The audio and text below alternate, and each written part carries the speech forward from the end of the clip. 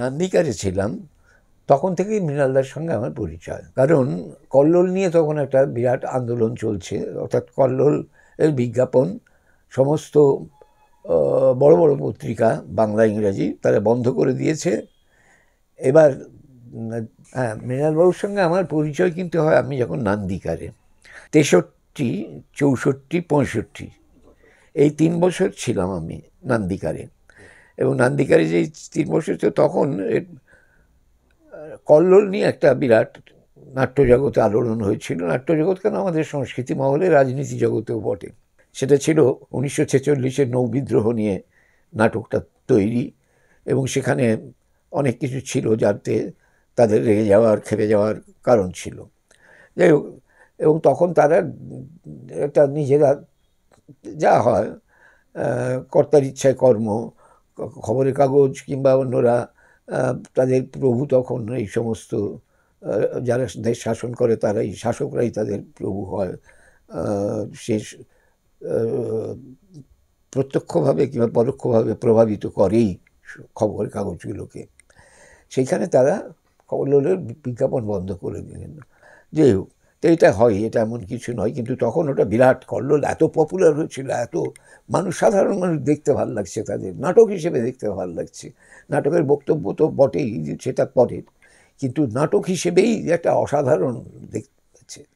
তো সেই জন্যে তারা অঙ্গার, কল্লোল এইগুলো, তো সেই জন্যে তারা মানে মানুষজন চাইছে যে একটা কিছু করা হোক, একটা কিছু করা হোক। সেইটা নিয়ে একটা আন্দোলন গড়ে তোলে থিয়েটারে কিছু মানুষ। একটা মিটিংও হয় ওভারটুন হলে। ওভারটুন হল মানে YMCA হল, যেটা কলেজ স্কোয়ার, কলেজ স্ট্রিট, মানে কলেজ স্কোয়ার না, কলেজ স্ট্রিটের মোড়টায়, একদম মোড়ে একটা বিল্ডিং আছে, সেটা YMCA ভবন, এখনও আছে সেটা খাড়া। সেইখানে একটা মিটিং হয় আমাদের ওদের হলে, ওভারটুন হলে। সেইখানে নান্দিকারের পক্ষে অজিতেশ বন্দ্যোপাধ্যায়, রুদ্র, আমি এবং এরা গিয়েছিলাম, আরও অন্যরা সব এসেছিলেন, তাপস সেন গিয়েছিলেন, জোছন দস্তিদার গিয়েছিলেন, আরও অনেক অনেক অনেক লোক গিয়েছিলেন। সেখান থেকে একটা কমিটি তৈরি হয়। তো কমিটিতে অজিতেশ ছিলেন, কৃষ্ণ কুণ্ডু আমাদের সৌভনিকের তিনি ছিলেন, জোছনদা ছিল, এরা সব ছিলেন। তো কমিটি তৈরি হয়, ছাপা টাপার কাজে হয়। অজিতেশ বন্দ্যোপাধ্যায় কিছু কাজ, এই কাজগুলো আমাকে সঙ্গে নিলেন, যেই ছাপা টাপার কাজগুলো এগুলো আপনি করবেন বলে নিলেন। এবং আমাদের ওখানে তখন ঘন ঘন সব আসা যাওয়া করতে থাকলেন নান্দিকারের ঘরে। তার মধ্যে তাপস সেন একজন নিয়মিত। এবং এই যে তখন কল্লোল চলছে, চলবে বলে স্লোগানটা চালু হয়েছিল, সেটা কিন্তু তাপস সেনের সৃষ্টি। এবং তাপস সেন কী করে সব ওই লাইট পোস্টের যে কিয়স্কগুলো ছিল সেইগুলোতে কী করে পোস্টার লাগানো হবে, কল্লোল চলছে চলবে, এইটা পরে ওটা কিন্তু অন্য ক্ষেত্রেও ব্যবহার হয়, এই চলছে চলবে স্লোগানটা। সেই জন্যে আমাদের সঙ্গে নিকট একটা সম্পর্ক। তাপসদার কথা শুনতাম, তাপসদার সঙ্গে কথা বলে তাপসের সঙ্গে পরিচয় হলো। মৃণাল সেনও আসা যাওয়া করতেন, মৃণাল সেনের সঙ্গে সেখানে পরিচয় হলো। তারপরে এইভাবে পরিচয়টা হয়েছিল। যাই হোক, তারপরে যখন আমরা বেরিয়ে এলাম তখন কিন্তু ওই নান্দিকারের যে আমাদের যে কাজকর্ম এবং নান্দিকারেও যে কিছু নাটক করেছি, অভিনয় করেছি, সেইগুলোর কিন্তু প্রবহমানতা রয়ে গেল।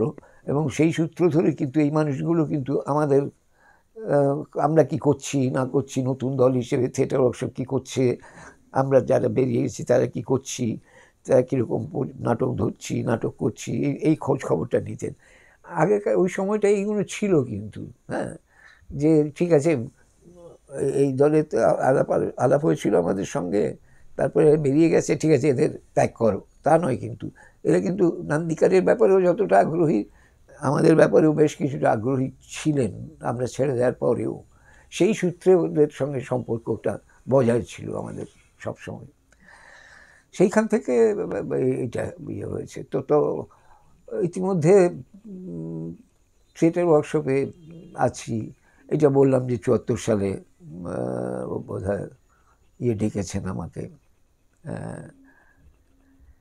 তেমনি বেশ কিছুদিন পরে আমি যখন থিয়েটার ওয়ার্কশপে কাজ করছি তখন মৃণাল সেন আমার প্রত্যেকটা নাটক দেখতে আসতেন। তার নাটক মানে যেগুলো অভিনয় করেছি, পরিচালনা করেছি, সব নাটক দেখেছেন। সব নাটকও দেখতে আসতেন। এমনকি মানিকদাও নিজে আমার রাজরক্ত দেখেছেন, চাল ভাঙা মধু দেখেছেন, এই সবগুলো সব নাটকগুলোই দেখেছেন এইগুলো। তো সেইখান থেকেই বোধহয় মৃণালদা, আমি যে চরিত্র অভিনয় করতাম তার সঙ্গে একটা সাদৃশ্য ছিল চেহারাগত দিক থেকে, সেই জন্য আমাকে হয়তো পরশুরাম ছবিটাতে ডেকেছিলেন। কিন্তু পরশুরামে মানে কি যায় কি যায় বঙ্গের সঙ্গে নাকি এসব কথা আছে না একটা, হ্যাঁ, মানে দুর্ভাগ্য যেখানে সে যাক দুর্ভাগ্য তাকে অ্যাকম্পানি করে সেখানে।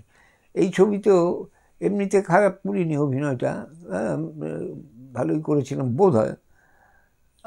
কিন্তু আলোচ্য বিষয় হয়ে দাঁড়ালো আমার মেকআপ। চুলটা তখন কাঁচা, চুলটা পাকা করতে গিয়ে এমন করলো, সেই পাকামোটা সহ্য মানে দর্শকদের কাছে ভালো লাগেনি আর কি। হ্যাঁ, সেই জন্যে মানে এটা অদ্ভুত। মুখটা ফেসটা দেখে ওপরটা এবং নিচেরটা তো অরিজিনাল দাড়ি আমার, হ্যাঁ, আর ওপরটা এই চুলও আমারই, কিন্তু এত রং চাপানো হয়েছিল সেই রংটা অন্যরকমভাবে ফুটে বেরোচ্ছিল। যাক গে, সেটা খুব এটা খুব পরে মৃণালদার খুব আফসোস হয়েছে, পরে খুব করেছেন আর কি, যে এটা ঠিক হলো না ব্যাপারটা, হ্যাঁ, জন্য বলেছেন। যাই হোক, তারপরেও মৃণালদাও নিয়েছেন আমাকে, হ্যাঁ, পরে একদম শেষ ছবি দুজনের করেছি। মৃণালদার ছবিটা করেছি, শেষ ছবি, আর তরুণবাবু শেষ ছবি করেছি।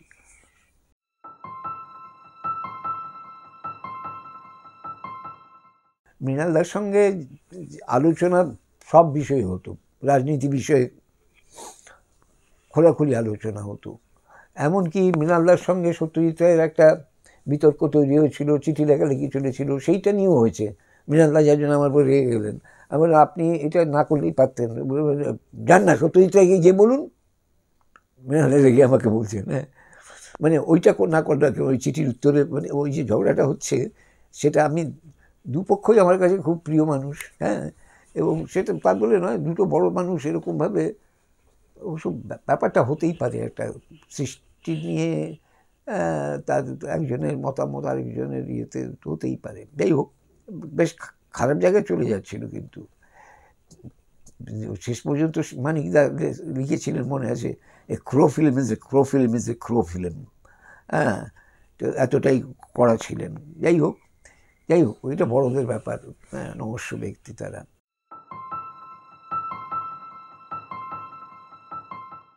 যে আলোচনাটা হচ্ছিল যে মানিকদার সঙ্গে আপনার এত সম্পর্ক, আপনি তুই করেন। মানিকদা আমাকে নেননি, কিন্তু আমি মানিকদাকে নিয়েছি। দূরদর্শনে কেউ মানিকদাকে আনতে পারেনি, হ্যাঁ, আমি নিয়ে এসেছি।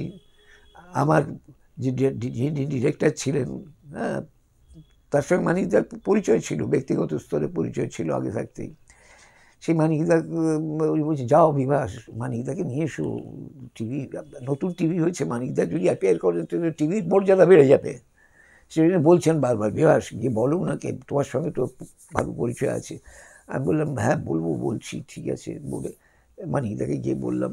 তো মানিকদা বললেন যে, তোমাদের সেটের এখন কীরকম বিক্রি হয়, কীরকম, মানে মানিকদা কীরকম মানে লোক, বড় বিরাট মাপের আর্টিস্ট, কিন্তু এদিকটা ঠিক ইয়ে আছে যে কত লোক টিভি নিচ্ছে, কত লোকের ঘরে গিয়ে আমি পৌঁছচ্ছি, এখনই না, আর একটু সময় নিয়ে আরও বাড়ুক, হ্যাঁ, দর্শক সংখ্যা আরও বাড়ুক দেবো।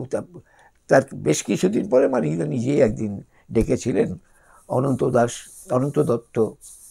দাস বোধ হয় ছিলেন আমাদের মেকআপ আর্টিস্ট, মানিকদারও মেকআপ আর্টিস্ট ছিলেন। উনি আমাকে খবর দিলেন যে মানিকদা আপনাকে যেতে বলেছে। তো মানিকদাকে গিয়ে বললাম, সেটা মানিকদা এখনও সেই এটা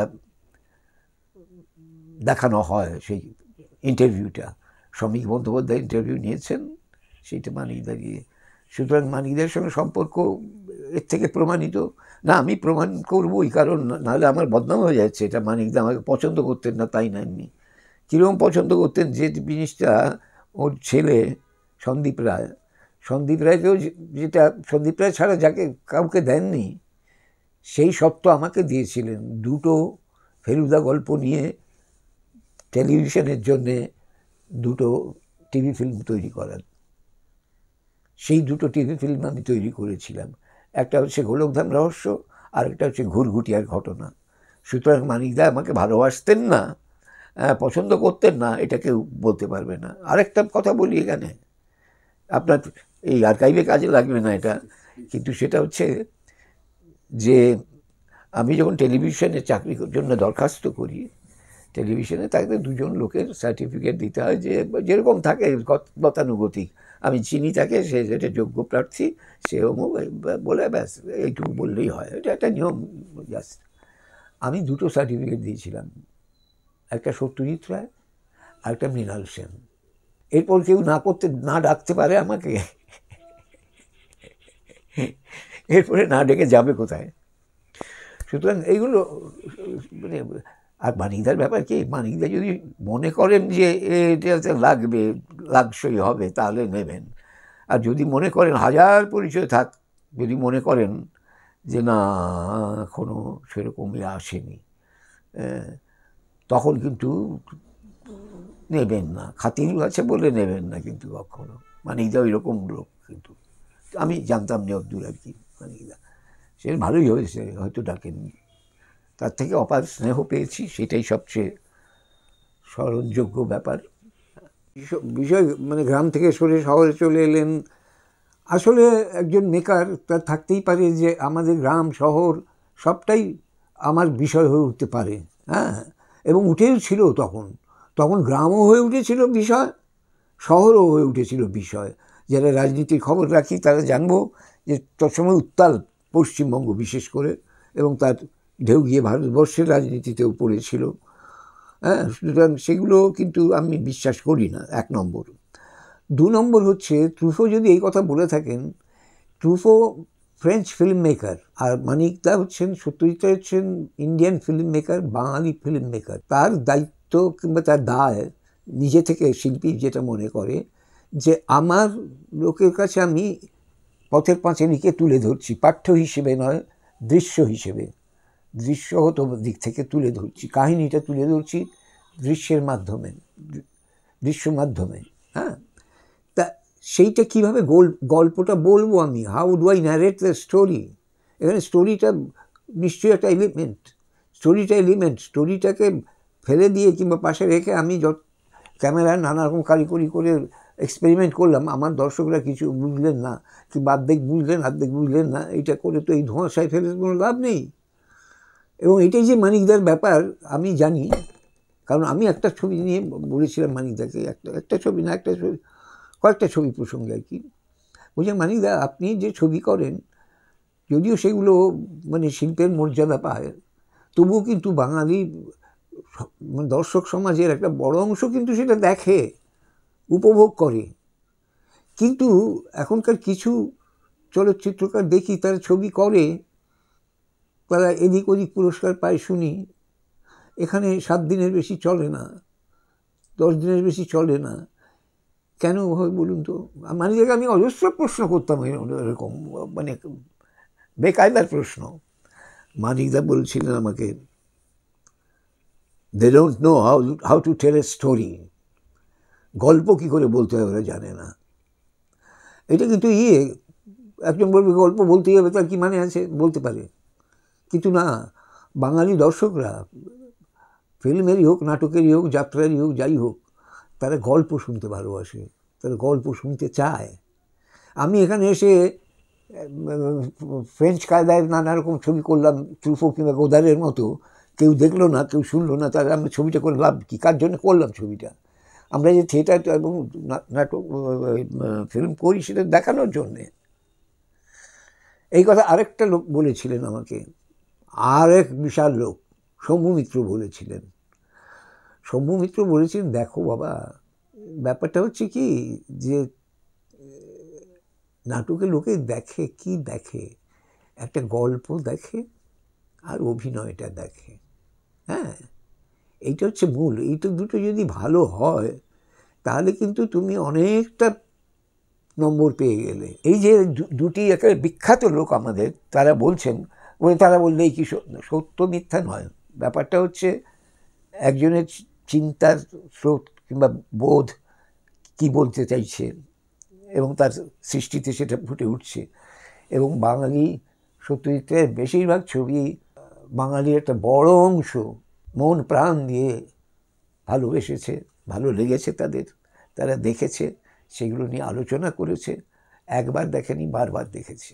হ্যাঁ, এইগুলো হচ্ছে কথা, যে ওই ওই বাংলাকে চিনতে হবে। খালি যেহেতু এটা অর্বাচীন একটা ফর্ম, অর্বাচীন মানে বয়সের দিক থেকে সিনেমা, এবং ওয়েস্টের সিনেমার ডেভেলপমেন্ট অনেক দ্রুত হয়েছে, ক্রিয়েটিভলি বলছি, ক্রিয়েটিভিটির দিক থেকে ওয়েস্টে, বিদেশে এর কাজকর্ম, ভালো কাজকর্ম প্রচুর হয়েছে। আমরা যেহেতু পরে শুরু করেছি, তার আগে তো ছিল ক্যামেরা থাকতো, ক্যামেরার সামনে ঘটনা ঘটতো, পাত্ররা নড়ে চড়ে বেড়াতো, ক্যামেরা নড়লো কি নড়লো না সেটা কোনো প্রশ্ন নেই, ঘটনাটি বলা হয়ে যেত, এইভাবে ছিল। তো সেটা তো করেননি ওরা ফিল্ম বুঝতেন। এইটাই হচ্ছে ক্রিয়েটিভিটি, যে ফিল্ম মিডিয়ামটা আত্মস্থ করে আমি কি করব আমার দেশের জন্যে। আমার দেশের জন্যে মানে কি রেশনে যেরকম দেওয়া হয় সবাইকে বেরোবার জন্য, তা নয়। দেশের জন্য মানে দেশের বোদ্ধাদের জন্যে, বোদ্ধাদের জন্য তো করতেই হবে, দেশের বোদ্ধাদের জন্যে, দেশের লোক যাতে বোঝে, দেশের শিক্ষিত মানে যারা শিল্প সংস্কৃতি নিয়ে চর্চা করে, যারা বই পড়ে, যারা ছবি দেখে, যারা ইয়ে করে, সেই রকম অংশকে হ্যাঁ তাদের জন্য তৈরি করতে হবে। সেইটা কিভাবে করব? আমার মতো করে, আমার থিয়েটারটা আমার মতো করে করতে হবে। আমি এখানে এক্সপেরিমেন্ট করে এমন করলুম, পরে আর থিয়েটার করা বন্ধ হয়ে গেল।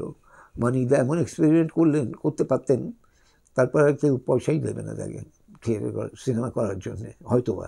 আমি এটা একটু একটু বেড়ে গিয়ে বললাম, কিন্তু এই কথাগুলো ভাবতে হয়।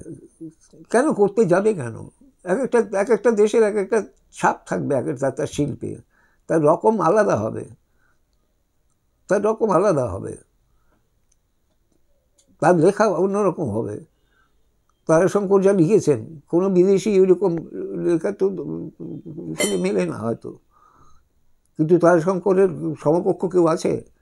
তারাশঙ্কর, বিভূতিভূষণ বন্দ্যোপাধ্যায়, মানিক বন্দ্যোপাধ্যায়, এরা 3 বার করে নোবেল পুরস্কার পেতে পারতেন, পাননি সেটা অন্য কারণ, 3 বার করে নোবেল পুরস্কার পেতে পারতেন। তো সেইটাই হচ্ছে কথা।